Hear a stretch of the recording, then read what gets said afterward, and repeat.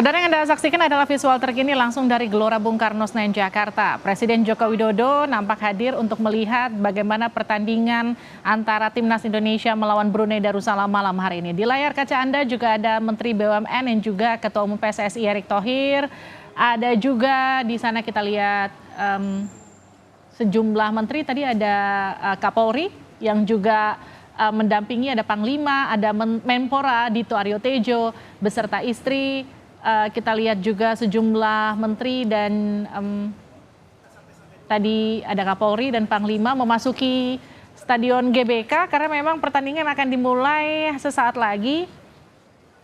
Indonesia lawan Brunei akan bertanding pada malam hari ini di babak penyisihan untuk Piala Dunia 2026 nanti.